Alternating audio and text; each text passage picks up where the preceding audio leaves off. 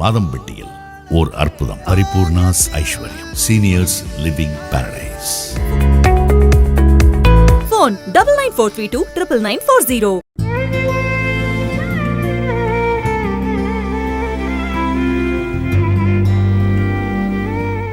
வணக்கம் நேயர்களே. இப்போது நாங்கள் ஒரு முக்கியமான ஒரு இடத்துக்கு அழைச்சிட்டு போகிறோம்.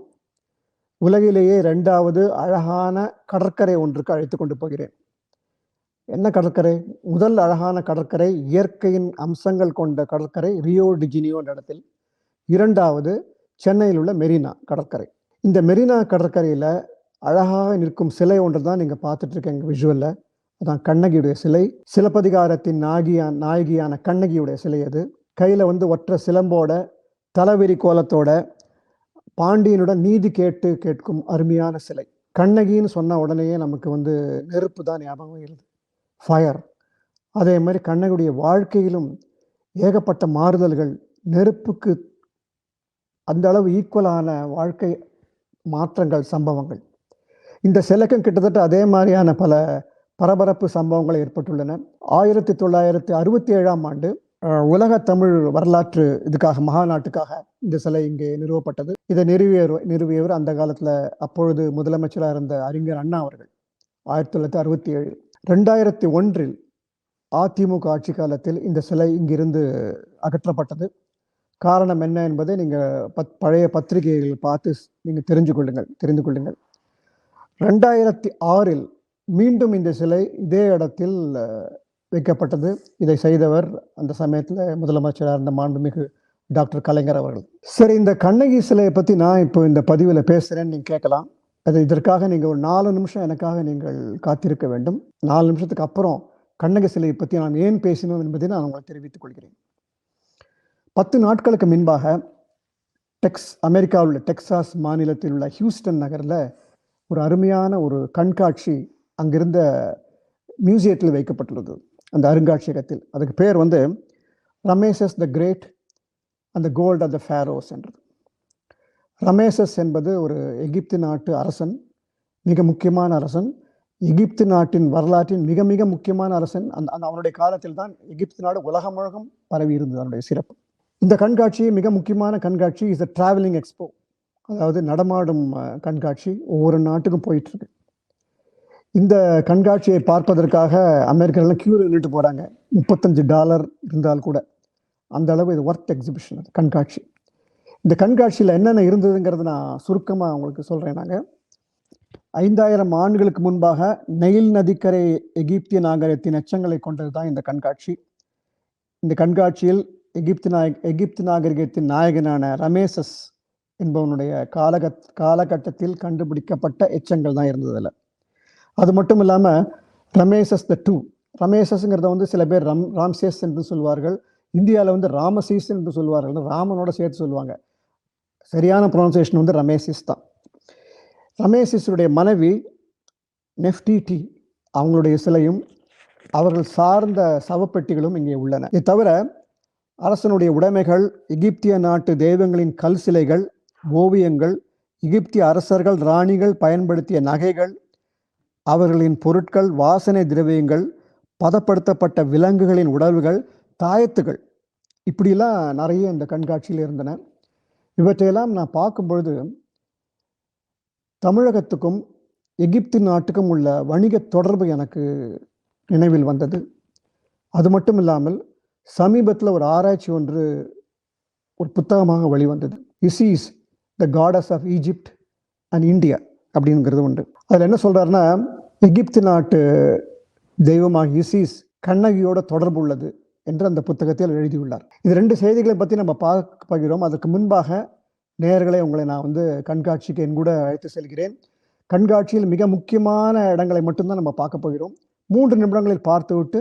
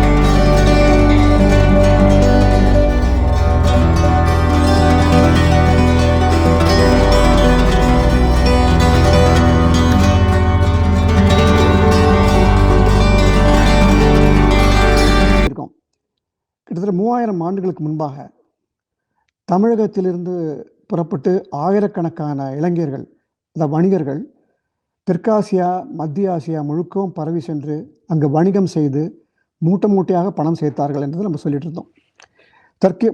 உதாரணமாக Cambodia, Borneo, Bali, Indonesia, Thailand, அதே மாதிரி எகிப்த், இந்த நாடுகள்லாம் தமிழர்கள் வணிகம் செய்துள்ளார்கள். உலகிலேயே அதிகமாக வணிகம் செய்தவர்கள் என்று பார்த்தீங்கன்னா உலக வரலாற்றில் ஒன்று பினிஷியர்கள், இரண்டாவது தமிழர்கள். இவர்களுடைய ஆராய்ச்சியை பற்றி பல கட்டுரைகள் இப்போ வெளிவந்துள்ளன. சமீபத்தில் நடைபெற்ற ஆராய்ச்சியில் பார்த்தோம்னா தமிழக வணிகர்களுக்கும் எகிப்து நாட்டு வணிகத்துக்கும் பல தொடர்புகள் இப்பொழுது கண்டுபிடிக்கப்பட்டுள்ளன. உதாரணமாக குவாசி அல் குவாதிம் என்ற இடத்தில் நடைபெற்ற அகழாராய்ச்சியில் 2 முக்கியமான பானை ஓடுகள் கிடைத்துள்ளன. அதில் வந்து தமிழ் மொழியில் எழுதப்பட்ட 2 சொற்கள், ஒன்று கணன், அப்புறம் சாத்தன் என்ற வார்த்தை இருக்கிறது. இது முக்கியமான ஒரு இன்ஃபர்மேஷன் நமக்கு. இரண்டாவது, எகிப்து நாட்டில் இருக்கிற பெரனிகா என்ற துறைமுகத்தில் அகழாராய்ச்சி செய்த போது அங்கு பல தொல்பொருட்கள் கிடைத்தன. அதில் முக்கியமான ஒன்று என்னென்னா, மதுக்குடவின் மேல் உள்ள அந்த பானை ஓடு இருக்கு இல்லையா, அதில் எழுத்துக்கள் தமிழ் எழுத்துக்கள். தமிழ் எழுத்தை வந்து ஐராவத மகாதேவர்கள் படித்துட்டு அதோடைய குருமு மாந்தோர் அல்ல குரபு மாந்தோர் என்று அவர் படித்து காட்டியுள்ளார். இந்த செய்தியை தமிழ்நாட்டு தொல்லியல் துறையின் முன்னாள் இயக்குனர் நடன காசிநாதன் அவர்கள் புத்தகத்தில் சொல்லியிருக்கிறார். இது முக்கியமான ஒரு செய்தி. இந்த பானையோடு இப்போ எங்கே இருக்கிறது என்று தெரியவில்லை. அதை நம்ம மீண்டும் ஆராய்ச்சி செய்ய வேண்டும். எதுக்கு அதெல்லாம் சொல்ல வரோன்னு கேட்டிங்கன்னா, தமிழகத்துக்கும் எகிப்து நாட்டுக்கும் உள்ள தொடர்பை இந்த பானை ஓட்டில் உள்ள தமிழ் எழுத்துக்கள் நமக்கு நிரூபணம் செய்கின்றன. அதுதான் முக்கியமான விஷயம். எகிப்து நாட்டின் தலைநகரான அலெக்சாண்ட்ரியாவுக்கும் தமிழ்நாட்டு வணிகர்களுக்கும் ஏராளமான தொடர்புகள் உள்ளன. இது நிறைய இன்ஃபர்மேஷன் ஒவ்வொரு நாளும் வந்துட்டே இருக்கு. குறிப்பாக வியன்னா நாட்டில் கொடுத்த காகித ஆணவங்கள், பேப்பரஸ் என்ற ஆவணங்களில் கிடைக்கப்பட்டுள்ள செய்திகள் நமக்கு மிகவும் அருமையாகவே இருக்கின்றன. அதை பற்றி இப்போ நம்ம பார்க்க போகிறோம். தமிழ்நாட்டின் முக்கியமான பண்டைய துறைமுகம் முசிறி இப்பொழுது கேரளா இருக்கு. முசிறியில் வாழ்ந்திருந்த ஒரு தமிழ் வணிகன் தன்னுடைய சரக்குகள் எல்லாம் முசிறியில் கப்பலில் ஏற்றிவிட்டு ஒரு கடிதம் எழுதுகிறான். யாருக்குன்னா, அலெக்சாண்ட்ரியாவில் வாழும் ஒரு கிரேக்கனுக்கு, இல்லை ஒரு எகிப்தினாவும் இருக்கலாம். அவன் எழுதிய மொழி கிரேக்க மொழி. அதான் முன்னாடியே சொல்லியிருக்கோம், தமிழனுக்கு அந்த காலத்தில் தமிழர்களுக்கு கிரேக்க மொழி நன்றாகவே தெரிந்துள்ளது. குறிப்பாக வணிகம் செய்து வந்த பண்டைய தமிழர்களுக்கு கிரேக்க மொழி நன்றாகவே பரிச்சயமாக இருந்திருக்கிறது. அதில் அவர் என்ன சொல்கிறாருன்னு கேட்டிங்கன்னா, டிரான்சாக்ஷன், ஒரு உடன்படிக்கை அவனுக்கும் எனக்கும். இதை அழகாக டிரான்ஸ்லேட் பண்ணி நமக்கு கொடுத்தவர் பேராசிரியர் டாக்டர் ராஜன் அவர்கள். அதை அப்படியே நான் படிக்கிறேன் பாருங்களேன். முசிறியிலிருந்து சென்ற இம்மரக்கலம் 700 to 1700 பவுண்ட் எடையுள்ள மணப்பொருட்களையும், அதாவது ஸ்பைசிஸ்ன்னு சொல்லுவோமே அது, மற்றும் கடினமான பொருட்களையும் 4700 பவுண்ட் எடையுள்ள யானை தந்தங்களையும் 790 பவுண்ட் எடையுள்ள துணிகளையும் ஏற்றி சென்றது. அப்பொருட்களின் விலை மதிப்பு அந்த நாளில் எகிப்தில் 2400 ஏக்கர் அளவுள்ள நல்ல விளை நிலங்களை வாங்கக்கூடிய அளவில் இருந்தது என்றும் நமக்கு தெரிய வருகிறது. இதில் என்னன்னு கேட்டிங்கன்னா, ஒரு கப்பலில் இருந்த சரக்குகளின் மதிப்பு, இன்றைய மதிப்பு பார்த்தீங்கன்னா 40 கோடி ரூபாய். சங்க இலக்கியங்கள் அடிப்படையாக பார்க்கும்போது 100க்கும் அதிகமான கப்பல்கள் தொல்பொருள் ஆராய்ச்சிகள் வழியாகவும் 100க்கும் அதிகமான கப்பல்கள் முசிறி, காவேரி பூம்பட்டினம், அரிக்கமேடு இங்கிருந்து புறப்பட்டு அலெக்சாண்ட்ரியாவுக்கு சென்றது என்று நம்ம அடிக்கடி தெரிந்து கொள்ள வேண்டிய முக்கியமான விஷயம் அது. இதுலேருந்து என்ன தெரிகிறதுனா, எகிப்து நாட்டுக்கும் நமக்கும் உள்ள தொடர்பு. ஆகவே இந்த கண்காட்சியில் பார்த்த பெரும்பான்மையான பொருட்கள், குறிப்பாக வாசனை திரவியங்கள் பொருட்கள் எல்லாமே நம்ம தமிழ்நாட்டிலிருந்து தான் வந்திருக்க வேண்டும் என்பது ஒரு அனுமானம் மட்டுமல்ல, கிட்டத்தட்ட எல்லா ஆராய்ச்சியாளரும் ஒத்துக்கொள்ள வேண்டிய விஷயங்களாகும். இப்போ நம்ம சொன்னோம் இல்லையா, ஒரு புத்தகம் ரீசெண்டாக வந்தது. அந்த புத்தகத்தினுடைய title Isis gods of Egypt and India. அதை எழுதியவர் கிறிஸ் மார்கன் என்பவர். அவர் பிரிட்டனை சேர்ந்தவர், ஆய்வாளர். அவர் என்ன சொல்றாருன்னா, இசிஸ் என்ற தெய்வத்துக்கும் தமிழ்நாட்டிலிருந்து உருவான கண்ணகி தெய்வத்துக்கும் பல ஒற்றுமைகள் உள்ளன என்று. இந்த புத்தகம் இப்போதான் வெளியில் வந்தது. இந்த புத்தகத்தை நான் முழுக்க படிக்க முடியவில்லை. ஆனால் லக்கிலி சமீபத்தில் பிபிசி அவங்களுடைய செய்தியில் பிபிசி தமிழில் இந்த புத்தகத்தை ஒரு ரிவ்யூ செஞ்சுருந்தாங்க. அதுலேருந்து சில வரிகளை நான் உங்களுக்கு படித்து காமிக்கிறேன் இப்பொழுது. மதுரையில் கண்ணகி வெட்டப்பட்ட தன் கணவரின் தலைவையை உடனுடன் சேர்த்து உயிர் கொடுத்ததாக சில வாய்மொழி கதைகள் உள்ளன. கண்ணகியைப் போலவே எகிப்தில் இசீஸ் என்ற ஒரு பெண் தெய்வம் உள்ளது. இந்த தெய்வமும் வெட்டப்பட்ட தன் கணவன் உடலை ஒன்றிணைந்து உயிர் கொடுத்ததாக நம்பப்படுகிறது. மேலும் இந்த தெய்வம் பல நோய்களிலிருந்தும் கஷ்டங்களிலிருந்தும் தங்களை குடும்பத்தை காப்பதாக அங்குள்ள மக்கள் நம்புகின்றனர். பண்டைய காலங்களில் மாலுமிகள் கடல் பயணத்தின் போது தங்களை இசீஸ் தெய்வம் காப்பதாக நம்பியுள்ளனர். இதில் முக்கியமான இன்னொரு விஷயம் என்ன கேட்டாங்கன்னா, இலங்கையில் வாழ்ந்த பரதவர்கள் என்பவர்கள், பரதவர்கள் இன்றைய மீனவ சமுதாயத்தை சேர்ந்தவர்கள், அவர்கள் நிறைய கப்பல்கள் வைத்திருந்தார்கள். அவர்கள் கப்பலில் போகும்போது கண்ணகி தெய்வத்தை வழிபட்டார்கள் என்ற செய்தி நமக்கு வருகிறது. ஸோ ரெண்டும் பேரல் இருக்குன்னு சொல்ல வரேன். இசீஸ் தெய்வத்தை எப்படி எகிப்தியர்கள் ஒரு கடல் தெய்வமாக வழிபட்டார்களோ அது மாதிரி தமிழ்நாட்டில் பரதவர்கள் கண்ணகியை ஒரு கடல் தெய்வமாக வழிபட்டார்கள். இந்த பக்கத்தில் மற்றொரு முக்கியமான செய்தி, கொச்சிக்கு அருகே கண்ணகிக்கு ஒரு கோயில் உள்ளது. இது எகிப்திய கட்டடக்கலையில் கட்டப்பட்டது. இதனை குறும்பா தேவி கோவில் என மக்கள் அழைக்கின்றனர். கண்ணகி கோவிலான இந்த கோவிலும் எகிப்தில் உள்ள இசிசி கோயிலுக்கு ஒரே மாதிரியான அமைப்பில் கட்டப்பட்டுள்ளது. இந்த கோவில் ஒரு ரகசிய அறை உள்ளது. இந்த அறையை கிழக்கு மேற்காக ஒரு சுரங்கம் இணைக்கிறது. இந்த சுரங்கத்தின் வாசலில் இருபுறமும் குதிரை சிலைகள் பாதுகாப்பது நிற்கிறது போல் வடிவமைக்கப்பட்டுள்ளது. இதே மாதிரியான அமைப்பு எகிப்தில் உள்ள இசீஸ் கோவிலிலும் எதிரொலிக்கிறது என்று சொல்கிறார் இந்த ஆய்வாளர். அது மட்டுமல்ல, மழைக்காலம் தொடங்குவதற்கு முன் இந்த குறும்பாதேவி கோயிலில் பரணி விழா ஆண்டுதோறும் கொண்டாடப்படுகிறது. இதே காலத்தில் தான் இசிஸ் தெய்வத்தின் சடங்குகளும் கோலாகலமாக இன்றும் எகிப்திய கடற்கரை பகுதியில் நடைபெறுகின்றன. இந்த 2 விழாக்களும் ஒரே காலத்தில் நடப்பதை தற்செயலாக பார்க்க முடியாது. இது இரண்டு நாட்டின் கலாச்சார ஒற்றுமையின் சான்றாக பார்க்க வேண்டும் என்று இந்த ஆய்வாளர் சொல்கிறார். இந்த 2 ஆதாரங்களும் நமக்கு போதுமானு பார்த்தீங்கன்னா இப்ப போதாது, நிச்சயமா போராது. அதாவது குறும்பாதேவிக்குள்ள கோவில், கண்ணகிக்குள்ள கோயிலுக்குள்ள கட்டட அமைப்பும் இசீஸ் என்ற எகிப்திய நாட்டு தெய்வத்தின் கட்டட அமைப்பு ஒரே மாதிரி இருந்தது. அங்கு நடக்கிற விழாக்கள் எல்லாம் ஒரே காலத்தில் நடைபெறுகின்றன. இந்த பர்பஸும் ஒன்றுன்னு சொன்னது மட்டும் போராது, நமக்கு பல இன்னும் ஆதாரங்கள் நமக்கு தேவை. இதை நம்ம ஒர்க் பண்ணி தான் ஆகணும் இனிமே. ஏன்னா இந்த ஒற்றுமை மிகவும் முக்கியமான ஒரு ஒற்றுமையாகும். இது இந்த ஆய்வாளர் என்ன முக்கியமாக சொல்றாருன்னா, தமிழ்நாட்டிலும் கண்ணகி பத்தினி தெய்வமாகத்தான் மக்கள் மனதில் பதிந்திருக்கிறார். மேலும் இந்த நிலையில் இசீஸ் தெய்வம் இந்தியாவிலிருந்து எகிப்துக்கு வந்ததாக இன்றும் எகிப்து, ரோம், கிரேக்க நாட்டினர் ஆழமாக நம்புகின்றனர் என்றும் இந்த ஆய்வாளர் நமக்கு சொல்கிறார். ஸோ இந்த ஆராய்ச்சியை நம்ம ஃபர்தராக செய்ய வேண்டும். இது தொடர்பாக நான் மூதறிஞர் டாக்டர் குடவாயில் பாலசுப்ரமணியம் அவர்களை நான் நேற்று தான் தொலைபேசி வாயிலாக பேசினேன். ஒரு ஆண்டுக்கு முன்பாக அவரை பார்த்தபோது அவர் எகிப்து நாட்டில் உள்ள மதத்துக்கும் இந்து மதத்துக்கும் உள்ள தொடர்பை பற்றி நம்ம ஆராய்ச்சி செய்து கொண்டிருக்கிறேன் என்று சொன்னார்.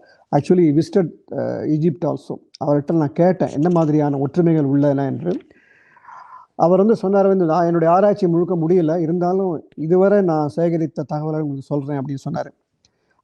அவர் போனது லெக்சார் என்ற இடம், எகிப்திய நைல் நதிக்கரையில் பக்கத்தில் உள்ள எகிப்திய கோயில்கள். அந்த கோயிலில் ஒற்றுமைகளை பார்த்தா ரொம்ப ஆச்சரியமாக இருக்குன்னு டாக்டர் குடவாயில் சொல்கிறார்.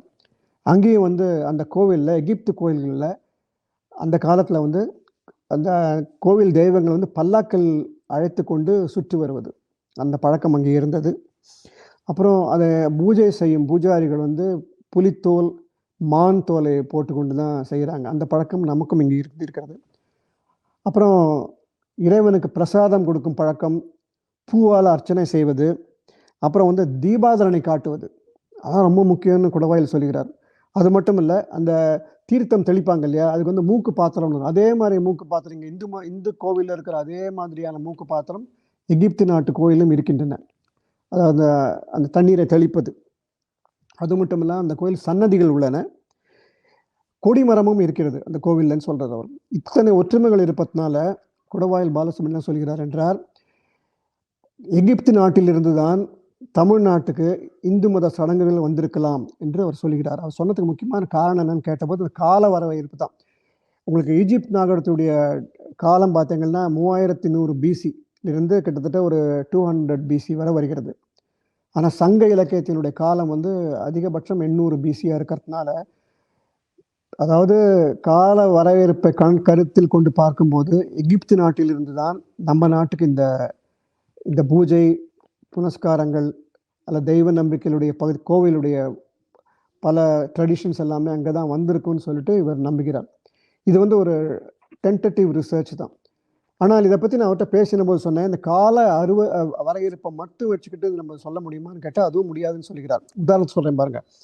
ஒரு 20 ஆண்டுகளுக்கு முன்பாக, 25 ஆண்டுகளுக்கு முன்பாகவே சங்க இலக்கியத்தின் காலத்தை கேட்டிங்கன்னா 300 BCE to 200 AD, அதாவது 300 கிமுலிருந்து 200 கிபி வரை தான் இருக்குது. இப்போ வந்து அது 800 BCE, பிஃபோர் கரண்ட் ஈராவாக மாறிவிட்டது.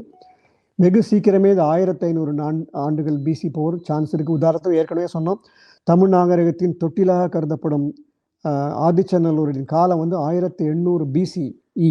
தட் மீன் 3800 ஆண்டுகளுக்கு முன்பாகவே அங்கே தமிழர்கள் ஆர்சனிக் என்ற முறையில் பயன்படுத்தி உலோகங்களை பயன்படுத்தினாலும் பல முறை நம்ம சொல்லியிருக்கோம். அப்படி பார்க்கும்போது கண்ணகியுடைய வரலாறு தமிழ்நாட்டிலிருந்து எகிப்துக்கு போவதற்குமான சாத்தியக்கூறுகளும் நிறையவே இருக்கின்றது. எதுக்கு நான் சொல்கிறேங்கிறேன், இப்போது தெற்காசிய நாடுகளில் ராமாயணமும் மகாபாரதமும் இந்த அளவுக்கு பிரபலமாக இருந்ததுக்கு காரணமே தென்னிந்தியாவிலிருந்து அங்கே போன வணிகர்களுடைய தாக்கம்தான். வணிகர்கள் முதல்ல அங்கே போகிறாங்க, ரெண்டாந்தர போகும்போது வந்து ப்ரீஸ்டையும் அழைச்சிட்டு போகிறாங்க, பூஜாரிகளையும் அழைச்சிட்டு போகிறாங்க, கோயில் கட்டுறாங்க. இங்கே இருக்கிற அத்தனை கலாச்சார பண்பாடுகளையும் அங்கே நிறைய நடத்தி. அதனால தான் வந்து இன்றைக்கி பார்த்தீங்கன்னா கம்போடியாவில் இருக்கிற பல கோயில்கள் ராமாயணம் மகாபாரதம் பற்றிய பல செய்திகள் வந்து ஸ்கல்ப்சராக இருக்குது. அதனால் எப்படி இங்கே வந்தது என்று கேட்டால் இங்கே இருக்கிற வணிகர்கள் அந்த நம்மளுடைய பாரம்பரியத்தை அந்த நாட்களுக்கு பரப்பியுள்ளார்கள். அதே போல் தமிழ்நாட்டிலிருந்து பயணம் செய்த தமிழ் வணிகர்கள் எகிப்திய நாட்டில் நம்முடைய கண்ணகியுடைய கதையை அங்கே சொல்லியிருக்கலாம், கண்ணகியை தெய்வமாக ஆக்கியிருக்கலாம். ஏன்னா கண்ணகியுடைய கோவில் வந்து தமிழ்நாட்டில் மட்டும் இல்லை, இலங்கையிலும் இருக்கிறது நமக்கு தெரியும் கஜபாவு காலத்தில். ஆகவே கண்ணகியை பற்றி ஆராய்ச்சி நம்ம அதிகமாக தொடர வேண்டும். இது சம்பந்தமாக ஒரு 4 ஆண்டுகளுக்கு முன்பாக காவிரி பூப்பட்டினத்தில் வந்து ஒரு மாதவி கலைக்கழகம் என்று நினைக்கிறேன், அந்த குரூப்பை நான் சந்தித்தேன். அவங்க வந்து ஒரு அருமையான ஒரு சிறு கையேடு ஒன்றை பதிப்பிட்டிருந்தார்கள். இந்த மாதவி கலைமன்றம் வெளியிட்டுள்ள பூம்புகாரில் வரலாற்று எச்சங்கள் என்ற ஒரு கையேடு, அதை கொடுத்தவர் வந்து டாக்டர் தியாகராஜன் அவர்கள், ஃபார்மர் ப்ரொஃபஸர் நினைக்கிறேன். அதில் ஏராளமான தகவல்கள் நமக்கு உள்ளன. கோவலன் கண்ணகி காவிரி பூம்பட்டினத்தை விட்டு போகும்போது எந்த ரூட்டில் போனாங்க அப்படிங்கிறத அவங்க வந்து கண்டுபிடிச்சு அந்த இடத்தையே கூட நமக்கு கொண்டு காமிச்சாங்க. உதாரணத்துக்கு கண்ணகி கோவலன் நீண்ட வாயிலை கடந்து மணிவண்ணன் கோட்டத்தை வலமாக சுற்றி நீங்கி 7 விகாரங்களையும் கண்டு சென்று அருகதேவனது கோயிலில் மிக பெரிய மன்றத்தில் அசோக மரத்தின் நிழலில் சிலாவட்டத்தை தொழுது வலம் செய்து பெரிய வாயிலை கடந்து புகாரை விட்டு நீங்கினார் என்று உங்களுக்கு நாடுகான் காதையிலே இருக்கு. இவ்வளவு இடத்தையும் அவங்க வந்து ஐடென்டிஃபை பண்ணி நமக்கு காமிச்சாங்க. ஆகவே இந்த ஆராய்ச்சியை நம்ம வந்து காவிரி பூம்பட்டினத்திலிருந்து தொடங்க வேண்டும். காவிரி புகும் பட்டினம் இங்கிருந்து நம்ம தொடங்க வேண்டும். மாதவி கலைமன்றம் ரொம்ப அருமையான ஆராய்ச்சி செய்து வருகிறார்கள். அவங்களுடைய ஆதங்கம் என்னன்னு கேட்டாங்கன்னா, அவங்கள பற்றி ஒரு பெரிய ரெகக்னிஷன் வந்து அகடமிக் லெவலில் இல்லையேன்னு அவங்க நினைக்கிறாங்க. அவங்களை தொடர்பு கொண்டு இந்த ஆராய்ச்சியை நம்ம காவிரி பூம்பட்டிலிருந்து ஆரம்பித்து கண்ணகி போன பாதையெல்லாம் நம்ம செஞ்சு கண்ணகியுடைய தாக்கம் எவ்வாறு எகிப்து நாட்டில் மட்டும் இல்லாமல் இலங்கையில் மட்டும் இல்லாமல் மத்திய ஆசியாவிலும் பரவி உள்ளது என்பதை கண்டுபிடிக்க வேண்டும். அதனால தான் நீங்கள் எல்லாம் திருப்பி அந்த நம்மளுடைய கண்ணகி சிலையை நீங்கள் வந்து பீச்சில் பார்க்கும்போது தயவு செஞ்சு இந்தியும் நினச்சிக்கோங்க. இதை பற்றி மேலும் ஆராய்ச்சி செய்வது நம்முடைய பாரம்பரியத்துக்கு முக்கியமான ஒரு அம்சமாகும். வணக்கம் நேயர்களே.